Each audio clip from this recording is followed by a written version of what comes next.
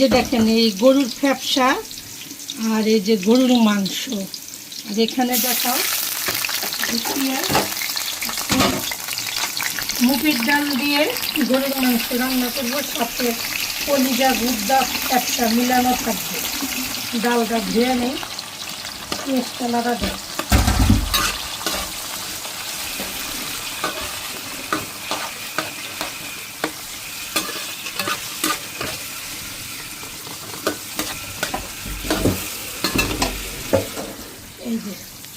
এই যে ডালটা ভালো করে ধুয়ে নিছি, প্রথম ভাইজা একটু গরম পানিতে ভিজিয়ে রাখছি।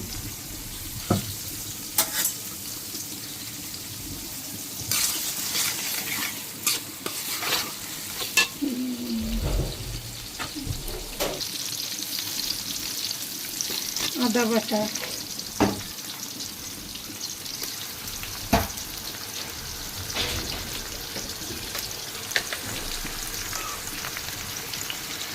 হলুদ,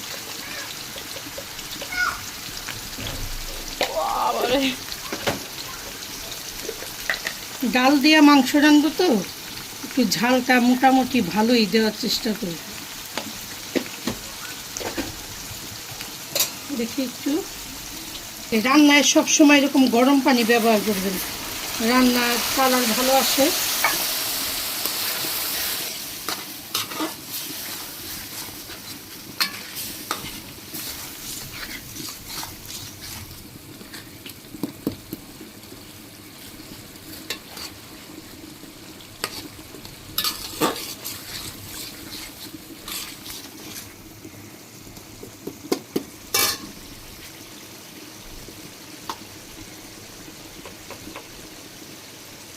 লবণ, আসল জিনিস তো দেওয়াই হয় নাই, দিচ্ছি। শুনেন, এই গরম মশলাটি সবসময় না এরকম ধুয়া ব্যবহার করবেন, কেন এদিকে না অনেক বালু থাকে, একটু ভিজাই রাখবেন, তারপরে এটি ব্যবহার করবেন। এতে করে কি হয়, আপনার বালুটা চইলা যায়। ধুয়া দেওয়াই ভালো আমি মনে করি। এলাচি হোক, দারচিনি হোক। আমি জিরা বাটাটা একটু পরে দিই, আগে জিরা বাটা দেওয়া দিলে মানে স্বাদটা গ্রামটা একটু কম আসে, যে এক একজনের ইচ্ছা। যে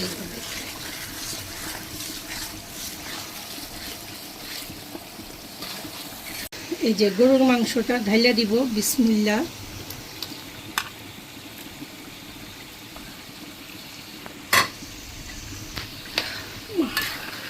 অনেক মাংস তো একটু লাগতো, একটু তারপরে আলহামদুলিল্লাহ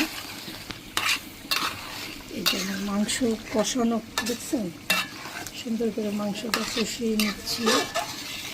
আজকে কিন্তু একটু ঝাল দিছি, ডাল দিয়ে রান্না করবো তো এই কারণে একটু ঝাল ব্যবহার করছি। ফ্যাপসা, একটু কলিজা গুদ্দা সব মিলানো, এটা ভালো করে ইয়া করে দিয়ে দিই।